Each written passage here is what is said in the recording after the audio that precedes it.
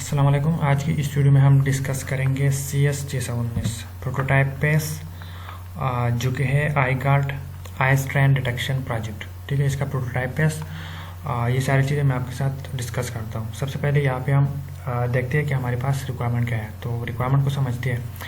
तो रिक्वायरमेंट में हमारे पास है रजिस्ट्रेशन एंड लॉगिन। इसमें हमारे पास क्या है, रजिस्ट्रेशन एंड लॉगिन है और इसके अलावा पासवर्ड रिकवरी मैकेनिज़्म। ये आप यहाँ पे ना कोई स्पेसिफिक मैकेनिज़्म नहीं है, तो आप इसको जैसे चाहे यहाँ पे इम्प्लीमेंट कर सकते हो। ओके, और इसके अलावा यहाँ पे जो हमारे पास सबसे ज़्यादा इम्पॉर्टेंट मैन फंक्शनलिटी है इस प्रोजेक्ट की, ठीक है, तो वो हमारे पास ये है। इसमें आपने क्या करना है, कैप्चर SLP। आपने एक SLP लेनी है, ठीक है, फॉर एग्जांपल आपने SLP लेनी है और SLP लेने के बाद आपका जो एप्लीकेशन है वो उसको करेगा एनालाइज। ठीक है, जो भी इमेज है उसको एनालाइज करेगा। अब उस इमेज में क्या करेगा ये एप्लीकेशन, वो डिटेक्ट करेगा आई स्ट्रैंड। तो अगर उसको मिलता है तो आपको मैसेज शो हो जाएगा आई स्ट्रैंड डिटेक्ट। अब अगर इसके अलावा अगर डिटेक्शन नहीं होता तो उस केस में आप कोई भी मैसेज यूज़र को दिखा सकते हो। अच्छा, अब यहाँ पे टूल्स आपने कौन से यूज़ करने हैं, तो टूल्स हमारे पास है एंड्रॉयड स्टूडियो डेवलपमेंट के लिए, और इसके अलावा बैकएंड में हमने यहाँ पे यूज़ किया है जावा। और इसका जो लेआउट है फ्रंट एंड के लिए यहाँ पे हमने यूज़ किया है XML लेआउट। ओके, और नेक्स्ट यहाँ पे है इमेज प्रोसेसिंग लाइब्रेरी। तो यहाँ पे दो लाइब्रेरी मेंशन है, ठीक है, एक है सिंपल, एक है बेसिक पाइथन स्क्रिप्ट। तो यहाँ पे आपको पता ही है हमारे पास एंड्रॉयड एप्लीकेशन, तो अगर आप यहाँ पे पाइथन स्क्रिप्ट यूज़ करते तो बहुत ज़्यादा उसका यूज़ करना और सारी चीज़ें इंप्लीमेंट करना बहुत ज़्यादा मुश्किल हो जाता। तो इधर हमने यूज़ किया है सिंपल CV। ओके, तो ये वाली लाइब्रेरी के साथ हमने ये इसकी वो सारी इम्प्लीमेंटेशन की है। अच्छा, ये हो गई आपके प्रोजेक्ट की रिक्वायरमेंट। अब नेक्स्ट चलते हैं अपने प्रोजेक्ट की तरफ एंड्रॉयड स्टूडियो में, और जो हमारे पास प्रोजेक्ट स्ट्रक्चर है, ठीक है, वो मैं आपको समझाता हूँ कि आपका कौन सा चीज़ आपको कहाँ पे मिलेगा। ओके, तो यहाँ पे हमारे पास क्या है, सबसे पहले हमें समझना होगा प्रोजेक्ट का स्ट्रक्चर।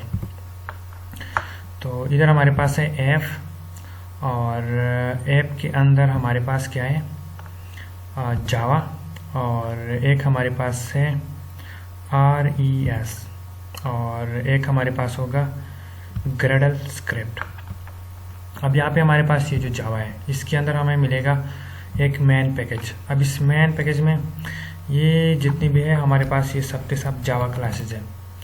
और जैसे कि मैं आपको बार बार बोलता रहता हूँ कि एंड्रॉयड स्टूडियो में काम करने से पहले आपको कुछ चीज़ें समझनी होंगी। For example classes, object, data types, variable. Okay, तो ये बेसिक चीज़ें आपको समझनी होंगी। जब आपको ये चीज़ें समझ आएंगी उसके बाद अगर आप यहाँ पे काम करेंगे या मैं आपको कोई चीज़ समझाऊँ तो आपको फिर बहुत इजीली समझ आ जाएगा कि यहाँ पे क्या क्या हो रहा है। अच्छा, अब यहाँ पे ये जो हमारे पास है जावा के क्लासेस, तो इसमें हमारे पास वो सारा लॉजिक होता है। ठीक है, फॉर एग्जांपल अगर हमने कोई साइन अप करना है, डाटा रिट्रीव करना है, या डेटाबेस के वो क्लासेस मेथड, ठीक है, वो सारा लॉजिक हम यहाँ पे जावा के अंदर लिखते हैं। अच्छा, नेक्स्ट जो इम्पॉर्टेंट फोल्डर है हमारे पास वो है लेआउट। तो लेआउट में हमारे पास इंटरफेसेस होते हैं, ठीक है, जहाँ से यूज़र का इंटरेक्शन होता है। फॉर एग्जांपल हमारा जो फर्स्ट पेज है एक्टिविटी मैन। ओके, तो ये हमारे पास क्या है, लेआउट है। अब यहाँ से यूज़र क्या करता है, इंटरेक्शन करता है। फॉर एग्जांपल अगर यहाँ पे रजिस्टर पे क्लिक करते हैं, लॉगिन पे क्लिक करते हैं, तो ये सारी चीज़ें यूज़र यहाँ से हैंडल करता है। ओके, और फॉर एग्जांपल इस तरह हमारे पास रजिस्टर पेज हो सकता है, रिसेट पासवर्ड हो सकता है, कैप्चर SLP और एक्टिविटी आई एनालिसिस। तो इधर हमारे पास क्या हो गया, इंटरफेस, ठीक है, लेआउट हो गया। नेक्स्ट हमारे पास है ओके, अब लेआउट के अंदर हमारे पास एक और भी फोल्डर है ड्राइवेबल। तो ड्राइवेबल में हमारे पास या तो आप रख सकते हो इमेजेस वगैरह, ठीक है, अगर आपने प्रोजेक्ट में कोई इमेजेस यूज़ करने हो तो उसको आप यहाँ पे इस ड्राइवेबल फोल्डर के अंदर रख सकते हो। इसके अलावा जैसे कि आपने HTML CSS वगैरह पढ़ा होगा, तो उसमें हम क्या करते हैं, उसमें हम ओके, आपने एक्सटर्नल CSS वगैरह भी पढ़ा होगा। तो जैसे हम उधर एक्सटर्नल CSS वगैरह लिंक करते हैं, ठीक है, HTML CSS में, और उसको हम किसी अलग फोल्डर में रखते हैं। सेम इधर हम क्या करते हैं, हम यहाँ पे अपना वो डिफरेंट टाइप का मतलब स्टाइल वगैरह यहाँ पे डिक्लेयर कर सकते हैं, ठीक है, एक्सटर्नल स्टाइल। और इधर फिर हम जो भी स्टाइल वगैरह डिक्लेयर करते हैं उसको हम फिर दूसरे लेआउट के साथ क्या कर सकते हैं, वहाँ से कॉल करके, वहाँ से मतलब इसको लिंक करके उधर यूज़ कर सकते हैं। ओके, तो इसको हम क्या कर सकते हैं फिर यहाँ पे, अगर मैं आपको ना यहाँ पे एक पेज दिखाऊँ लेआउट से, एक्टिविटी मैन, और अगर इसको आप ओपन करेंगे, ठीक है, तो इधर आप देख सकते हो हमारे पास यहाँ पे क्या है, SRC ड्राइवेबल आई लोगो। तो ये हमारे पास क्या है, आई लोगो, ये जो है हमारे पास ड्राइवेबल फोल्डर के अंदर एक इमेज होगा। ओके, इसके अलावा आप और क्या कर सकते हो, यहाँ पे, अच्छा ये हमारे पास हो गई इसकी आईडी वगैरह, ठीक है। तो इधर अगर मैंने यूज़ किया होगा, हाँ ये रहा, ठीक है। इधर जैसे कि मैंने एक यूज़ किया है टेक्स्ट कलर, और कलर हमारे पास क्या है, वाइट, ठीक है। तो ये भी हमारे पास एक एक्सटर्नल स्टाइल है, ठीक है, जो कि यहाँ पे आपको एक फोल्डर और भी मिल सकता है, वैल्यू, और इसमें हमारे पास है कलर्स। तो इधर से भी आप डिफरेंट टाइप के कलर्स बाहर से यहाँ पे यूज़ कर सकते हो।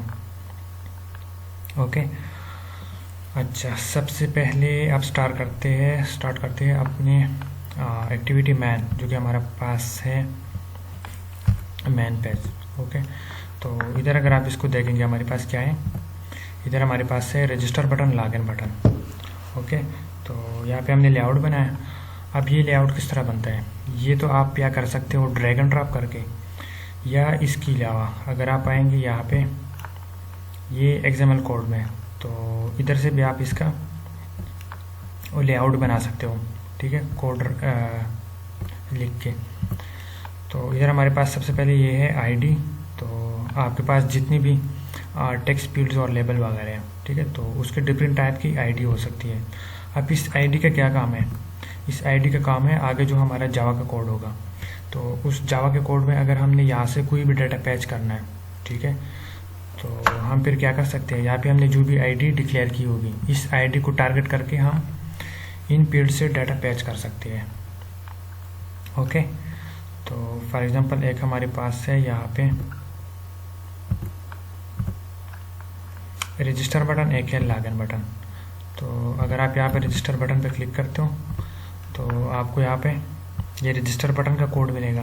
ओके, और नेक्स्ट यहाँ पे हमारे पास है एक लॉगिन बटन। अगर आप ये लॉगिन वाले बटन का कोड देखना चाहें, ठीक है, तो इधर आपको ये लॉगिन बटन का कोड मिलेगा, ठीक है, यहाँ से हमारा ये लॉगिन बटन क्रिएट हुआ है। तो ये दो हमारे पास है बटन।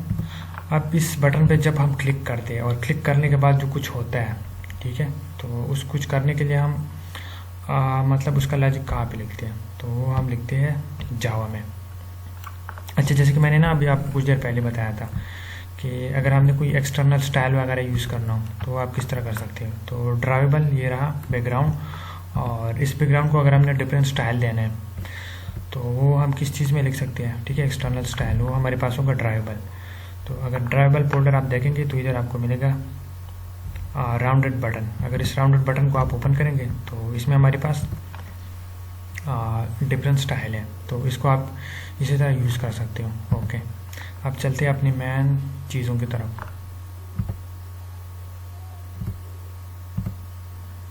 ओके, तो सबसे पहले स्टार्ट करते हैं एक्टिविटी मैन। ओके, अच्छा, जैसे कि अभी मैंने आपको बोला कि यहाँ पे कुछ क्लिक करने से जो कुछ होता है, ठीक है, वो आपको मिलेगा यहाँ पे। पर इसका इसका जो कोड है, ठीक है, यहाँ पे हमारे पास है मैन एक्टिविटी क्लास, और इस मैन एक्टिविटी में हमारे पास क्या है, यहाँ पे हमारे पास हमने क्या किया, दो बटन दिए, और ये जो हमारे पास है अनक्रिएट। तो अनक्रिएट में हमारे पास क्या होता है, अनक्रिएट में हम चीज़ों को इनिशियलाइज करते हैं, ठीक है, और उसके अलावा इधर ये जो हमारे पास है दो बटन, तो ऊपर हमने क्या किया, दो बटन डिक्लेयर किए। समझ लो कि हमारे पास डिफरेंट टाइप के डेटा टाइप्स हैं, ठीक है। तो डेटा टाइप्स अगर आपने पहले देखे तो आपको पता होगा डेटा टाइप्स क्या होती है। तो सेम यहाँ पे हमने क्या किया, ये 2 बटन, और इन 2 बटन को हमने कहाँ से इनिशियलाइज़ किया है, इसको हमने इनिशियलाइज़ किया है। तो आप अगर यहाँ पे देखेंगे फाइंड व्यू बाई r.id, तो यहाँ पे ये जो r.id.register बटन है, ठीक है, ये रजिस्टर बटन असल में आपका होगा जो हमारे है एक्टिविटी मैन। एक्टिविटी मैन में हर बटन के लिए एक अलग अलग आईडी होगी, या हर जो फील्ड होते हैं बटन जो भी होगी। ओके, तो इनको हम टारगेट करते हैं। एक हमारे पास है लॉगिन बटन, एक हमारे पास है sign up register button. Okay, और उसके बाद यहाँ पे हमारे पास है ये जो रजिस्टर डॉट सेट बटन। अब अगर कोई यूज़र इस रजिस्टर बटन पे क्लिक करता है तो उस केस में हमारे पास क्या होगा, उस केस में हमारे पास होगा यहाँ पे है रजिस्टर एक्टिविटी क्लास। तो यहाँ पे हमारा क्या होगा, रजिस्टर एक्टिविटी क्लास कॉल होगा, और हमारा जो रजिस्टर एक्टिविटी क्लास है वो हमारे पास इधर ओपन हो जाएगा। और फिर सेम इस तरह लॉगिन बटन का भी सेम लॉजिक है। ओके, यहाँ पे login button activity class call हो गया, यहाँ पे स्टार्ट हो गया। ओके, तो अब हमारे पास ये जो है मेन एक्टिविटी के बाद अच्छा रजिस्टर एक्टिविटी क्लास है। रजिस्टर एक्टिविटी में हमारे पास क्या चीज़ है, तो रजिस्टर एक्टिविटी में हमारे पास है यहाँ पे हमने क्या किया, रजिस्टर एक्टिविटी का क्लास का वो जहाँ पे हमने मतलब क्या किया, डिफरेंट टाइप के वो चीज़ें डिक्लेयर की। फॉर एग्जांपल एडिट टेक्स्ट हो गया, बटन हो गया, टेक्स्ट व्यू हो गया, और एक हमारे पास है डेटाबेस हेल्पर। तो अब ये जो डेटाबेस हेल्पर क्लास है, ठीक है, पहले मैं आपको इसका वो लॉजिक समझाता हूँ। डेटाबेस हेल्पर हमारे पास क्या है, डेटाबेस हेल्पर में हमने वो सारा लॉजिक लिखा होगा जहाँ से हमारा डाटा इंसर्ट होता है, डिलीट होता है, रिट्रीव होता है, ठीक है। तो वो किस तरह होता है, आप अगर आएंगे यहाँ पे डेटाबेस हेल्पर क्लास में, तो इधर हमारे पास ये हो गया डेटाबेस नेम, और यहाँ पे डेटाबेस वर्जन आप कोई भी लिख सकते हो 1 2 3 एंड सो ऑन। और इधर हमारे पास क्या है, डिफरेंट टाइप के टेबल डिक्लेयर करने के यहाँ पे हमने वो वेरिएबल नेम दिए। ओके, फॉर एग्जांपल टेबल हमारे पास है यूज़र, तो यूज़र टेबल ये होगा, और उसमें कौन कौन से कॉलम होंगे, कॉलम आईडी और कॉलम नेम होगा, कॉलम ईमेल, कॉलम पासवर्ड। तो उस टेबल में हमारे पास ये कॉलम्स होंगे। ये हो गया कंस्ट्रक्टर, और यहाँ पे हम क्या करते हैं, अनक्रिएट में हम टेबल को क्रिएट करते हैं। फॉर एग्जांपल जैसे आपका ये प्रोजेक्ट रन करते हो, आपका ये क्लास कॉल होता है, तो साथ आपका ये मेथड एग्जीक्यूट होगा, और इसकी एग्जीक्यूशन में हमने क्या लॉजिक लिखा है कि हमारा टेबल क्रिएट हो जाए, टेबल यूज़र, और टेबल यूज़र में हमारे पास क्या है, आईडी है, नेम, ईमेल, पासवर्ड, और ये कॉलम इसके क्रिएट हो जाएंगे साथ। ओके, अच्छा, ये हमारे पास टेबल्स को ड्रॉप करने की क्वेरी। और नेक्स्ट यहाँ पे अगर आपने यूज़र को साइन अप करना है तो किस तरह होगा, ठीक है। तो इधर हमारे पास डेटाबेस में यूज़र का डाटा इंसर्ट हो रहा है, और इधर हमारे पास क्या होता है, यूज़र चिक होता है। ओके, चिक VR column email, and second condition हमारे पास क्या है, पासवर्ड। तो जब आप लॉगिन करते हो, ठीक है, तो लॉगिन के केस में आपका ये यहाँ से इसका वो लॉजिक चिक होता है। तो अगर आपका ऑलरेडी साइन अप यूज़र है यहाँ पे, ठीक है, तो ये टेबल क्या करते हैं, ये मेथड हमारा वो डाटा रिट्रीव करेगा। अगर है टेबल में डाटा तो आपका लॉगिन हो जाएगा, नहीं तो आपको कोई मैसेज शो हो जाएगा कि आपका ये एग्जिस्ट नहीं कर रहा। अब यहाँ पे हमारे पास क्या है, इस मेथड में हमारे पास चिक होता है, चिक ईमेल एग्जिस्ट। अब अगर आपने ना डेटाबेस में बाय ईमेल अगर आपने डाटा चेक करना है तो ये उसका लॉजिक हो गया। ओके, और इधर हमारे पास है अपडेट पासवर्ड। तो आपके पास एक ऑप्शन होता है कि आपने अगर पासवर्ड रीसेट करना है, ठीक है, तो इस मेथड में हमारे पास यूज़र का जो पासवर्ड है वो यहाँ पे रीसेट हो जाता है। ओके, अपडेट हो जाता है। तो ये रहा हमारा डेटाबेस लॉजिक। आप जैसे कि मैंने ना आपको कुछ चीज़ें मेंशन की हैं, मैं आपको दोबारा रिवाइज करने की कोशिश करता हूँ कि वो आपको लाजमी देखना है।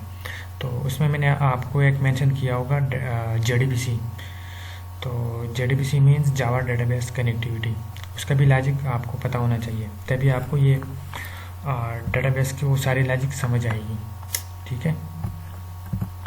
अच्छा, नेक्स्ट नेक्स्ट हमारे पास, अच्छा हम थे रजिस्टर एक्टिविटी में। अब मैं ऐसा करता हूँ, आपको ये प्रोजेक्ट रन करके दिखाता हूँ, ठीक है, कि आपने प्रोजेक्ट किस तरह रन करना है, फिर मैं आपको कुछ और भी चीज़ें समझाता हूँ।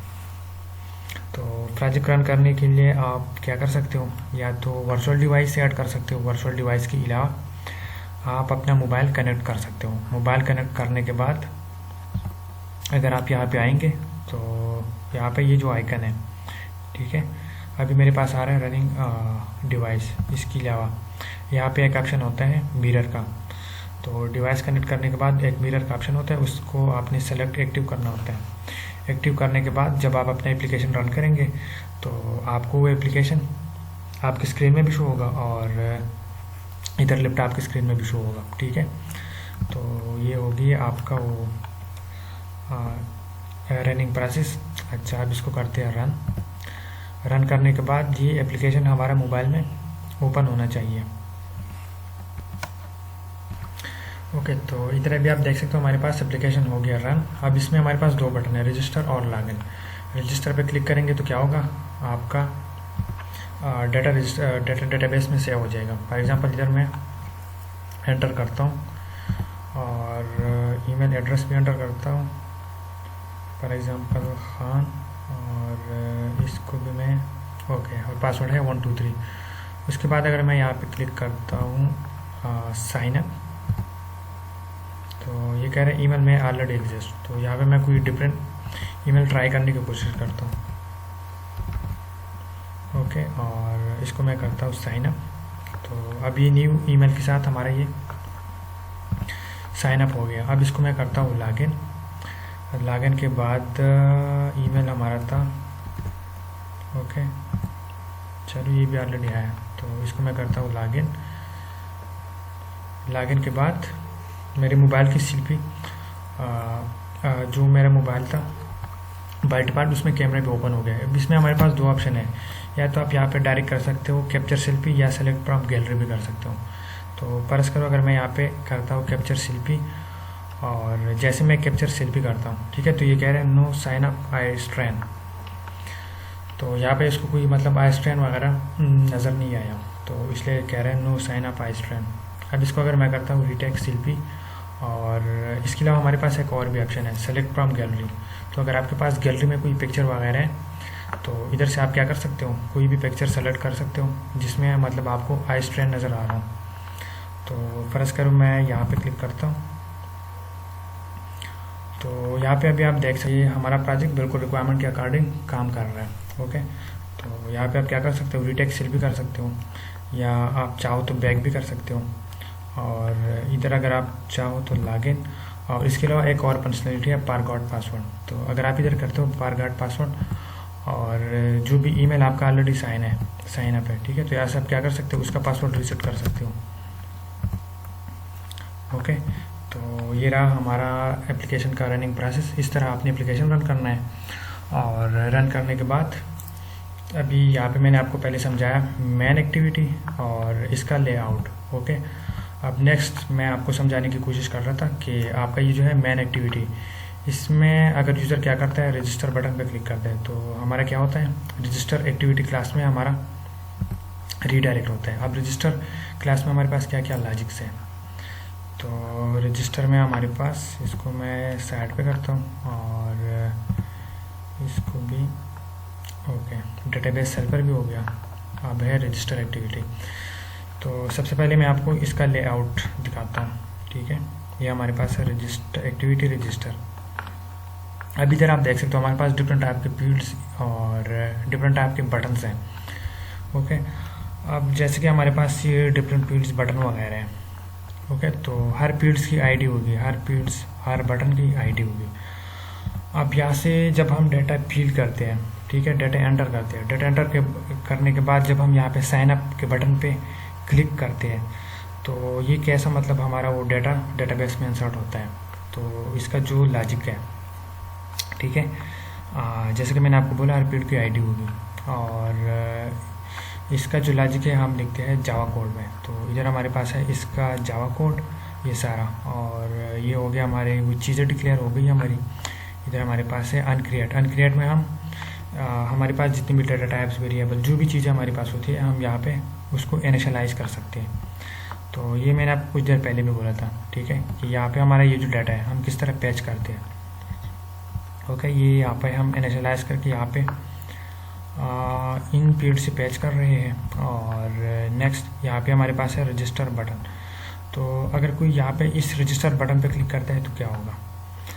ओके, तो रजिस्टर बटन पे क्लिक करने का ये होगा कि यहाँ पे हमारे पास है ईमेल है और नेम, ईमेल, पासवर्ड, ये यहाँ पे हमने यहाँ से गेट किया। ओके, और उसके अलावा यहाँ पे हमने एक ऐप कंडीशन लगाया है। तो ऐप कंडीशन में अगर हमारे पास टेक्स्ट यूटल, हमारे पास ये जितने भी पीरियड्स है, ठीक है, जिसमें नेम हो सकता है, ईमेल और पासवर्ड, अगर ये सब पीरियड्स हमारे पास क्या है, एम्प्टी है, तो उस केस में क्या होगा, ऑल पीरियड्स आर रिक्वायर्ड। तो यूज़र कुछ होगा, all periods are required. Okay, अगर मैं आपको यहाँ पे दिखाऊँ, खैर वैसा आप खुद भी ट्राई कर सकते हो। जब आपके पास सारा डाटा पी नहीं होगा, रजिस्टर पे क्लिक करेंगे तो आपको ये मैसेज होगा। और नेक्स्ट, अगर आपने सारे पीरियड्स अच्छी तरह पील किए हैं, ओके, और उसके बाद जब आप रजिस्टर पे क्लिक करेंगे और अगर आपका डाटा इंसर्ट होता है डेटाबेस में, तो उस केस में आपका क्या होगा, ये मैसेज होगा। और अगर कोई मतलब अच्छा, इसके अलावा अगर आपका ना ऑलरेडी कोई ईमेल रजिस्टर है सेम ईमेल से, तो आपको ये वाला मैसेज होगा। ओके, और नेक्स्ट यहाँ पे जैसे कि मैंने आपको बताया ना कि हमारे पास क्या है, डेटाबेस हेल्पर क्लास है और डेटाबेस हेल्पर में हमारे पास डिफरेंट टाइप के मेथड्स हैं। तो इधर हमने क्या किया होगा, डेटाबेस हेल्पर का ऑब्जेक्ट बनाया होगा। ऑब्जेक्ट बनाने के बाद यहाँ पे हमने क्या किया होगा, ओके, तो ओके, यहाँ पे app database helper dot register user. तो अगर हमारे पास जो डेटाबेस हेल्पर का एक मेथड है रजिस्टर यूज़र, अगर उसमें ये डाटा इंसर्ट होता है, ठीक है, ये जो पैरामीटर में हमने पास किया, और यहाँ पे हमारा क्या होगा, ये जो मेथड है ये कॉल होगा रजिस्टर यूज़र का। अब अगर यहाँ पे हमारा डाटा इंसर्ट होता है, तो इंसर्ट होने के केस में आपको यहाँ पे ये मैसेज होगा, रजिस्टर सक्सेसफुल। ओके, और नेक्स्ट यहाँ पे और क्या है जो आपको मतलब उसका पता होना चाहिए। ओके, नेक्स्ट हमारे पास है लॉगिन। तो सेम इसी तरह हमने क्या किया, लॉगिन के लिए एक एक्टिविटी लॉगिन, इसका फ्रंट एंड बनाया होगा, लेआउट यहाँ पे लेआउट फोल्डर के अंदर, और इसकी भी डिफरेंट टाइप के फील्ड्स, डिफरेंट टाइप्स की आईडी होगी, यूनिक आईडी, और इन आईडी को हम यहाँ पे जावा के कोड में क्या करते हैं, उसको टारगेट करते हैं। ओके, और वहाँ से हम डाटा पेज करते हैं। पेज करने के बाद यहाँ पे हमारा जो भी लॉजिक होता है कि कौन से बटन के साथ क्या हो जाए। तो जैसे कि यहाँ पे अगर कोई लॉगिन पे क्लिक करते हैं तो इधर हमने क्या किया, ये हमारे पास है different type variables, email, password, और यहाँ पे हमने डाटा इनिशियलाइज किया। और उसके बाद यहाँ पे ऐप कंडीशन में अगर यूज़र ने डाटा एंटर नहीं किया तो यूज़र कुछ होगा, एंटर ऑल फील्ड्स। और अगर यूज़र ने डाटा इंसर्ट किया और डेटाबेस हेल्पर में क्या होगा, यहाँ पे app database helper dot check user, यहाँ पे डेटाबेस हेल्पर में क्या होगा, चेक यूज़र, ये वाला मेथड कॉल होगा। और उसमें दो पैरामीटर है, ईमेल और पासवर्ड। तो अगर ईमेल और पासवर्ड ऑलरेडी आपके डेटाबेस में है तो आप कुछ होगा लॉगिन सक्सेसफुल, और साथ में क्या होगा, आपका जो सेल्फी कैप्चर एक्टिविटी क्लास है वो ओपन हो जाएगा। अब सेल्फी एक्टिविटी कैप्चर में क्या है वो भी मैं आपको समझाता हूँ। ओके, तो सेल्फी कैप्चर एक्टिविटी में हमारे पास होगा, अगर आप यहाँ पे आएंगे सेल्फी कैप्चर एक्टिविटी, और ओके, तो सेल्फी कैप्चर एक्टिविटी में हमारे पास क्या होगा, यहाँ पे हम क्या करते हैं, यूज़र से वो पिक्चर लेते हैं, ठीक है। फॉर एग्जांपल उसका जो एक होता है कैप्चर सेल्फी, एक होता है सेलेक्ट फ्रॉम गैलरी। तो इधर हमारे पास वो सारा लॉजिक होगा। ओके, और नेक्स्ट, ठीक है, ये मेथड है स्टार्ट कैमरा। तो इस मेथड से आपका जो कैमरा है वो बाय डिफ़ॉल्ट ओपन हो जाएगा। और नेक्स्ट यहाँ पे टैग फोटो, इस मेथड में हम क्या करते हैं, यूज़र से फोटो लेते हैं। ओके, तो पिक्चर लेने का लॉजिक हमारा इधर होगा। और नेक्स्ट इसके अलावा हमारे पास है ओके तो हमारे पास जो भी एक रिक्वेस्ट आते हैं, ठीक है, तो इस मेथड में हमारे पास रिक्वेस्ट परमिशन का रिज़ल्ट यहाँ पे हैंडल होगा। और ऊपर हमारे पास है अनक्रिएट, तो इधर हम क्या करते हैं, चीज़ों को इनिशियलाइज करते हैं। ओके और इधर हम क्या करते हैं, हम डिफरेंट टाइप के डेटा टाइप्स वेरिएबल वगैरह यहाँ पे डिक्लेयर कर सकते हैं। और इसका जो लेआउट है, ठीक है, लेआउट आप किस तरह पॉइंट कर सकते हैं, इधर अगर आप देखेंगे r.layout.active सेल पी कैप्चर, तो यहाँ पे अगर आप आएंगे एक्टिविटी सेल पी कैप्चर में, ओके, तो आपको यहाँ पे इसका वो लेआउट मिलेगा, ठीक है, जो लेआउट आपको वहाँ पे एप्लीकेशन रन करते हुए आपको मिलता है। इधर हमारे पास है कैप्चर सेल पी और एक है सेलेक्ट फ्रॉम सेल पी। तो अगर कैप्चर सेल पी कोई क्लिक करता है क्या हो जाए, सेलेक्ट फ्रॉम गैलरी पे कोई क्लिक करता है क्या हो जाए, तो इसका सिंपल लॉजिक है, ठीक है। हाँ, तो इधर हमारे पास क्या होगा, मतलब जैसे कोई किसी भी बटन पर क्लिक करते हैं तो किसी भी टाइप का इवेंट हैंडलिंग वगैरह हम यहाँ पे जावा के कोड में करते हैं। और यहाँ पे फिर जो भी लॉजिक हमने यहाँ पे लिखा होगा उस हिसाब से हमारा वो चीज़ें एग्जीक्यूट होंगे। और नेक्स्ट इसके अलावा एक और क्लास है हमारे पास सेल पी कैप्चर और एक है आई एनालिसिस एक्टिविटी। तो आई एनालिसिस एक्टिविटी में हमारे पास वो आपका जितना भी मतलब पिक्चर को एनालाइज करने का जो लॉजिक होता है, ठीक है, वो हमारे पास यहाँ पे होगा। तो इधर हमारे पास फॉर एग्जांपल आपने अगर पिक्चर अपलोड किया या डायरेक्ट सेल्फी ली है, तो इधर हमने क्या किया होगा, यहाँ पे जैसे कि हमारे पास है इमेज पाथ है कि क्या है होगा हमारे पास, ओके, तो ये सारी चीज़ें हमने यहाँ पे इनिशियलाइज की अनक्रिएट में। और नेक्स्ट यहाँ पे है हमारा जो मतलब जो पिक्चर लोड वगैरह का जो लॉजिक होगा, ठीक है, वो यहाँ पे होगा लोड क्लास पार्स मेथड में। और इसके अलावा हमारे पास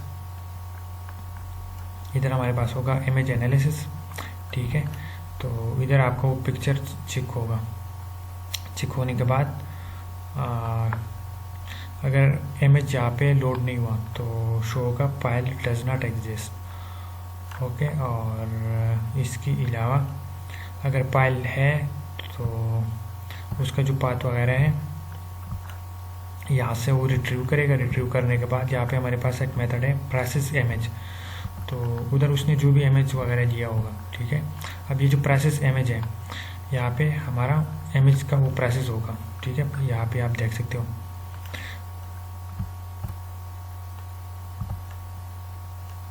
ओके, तो इधर हमारा वो इमेज वगैरह चेक होगा। इमेज चेक होने के बाद अगर आपका इमेज में आई स्ट्रैंड डिटेक्ट हुआ है तो यूज़र को शो होगा आई स्ट्रैंड डिटेक्टेड, नहीं है तो फिर वो आपको दूसरा मैसेज शो होगा, ठीक है। डिफरेंट टाइप के मैसेज शो हो सकते हैं। ओके, तो ये रहा हमारा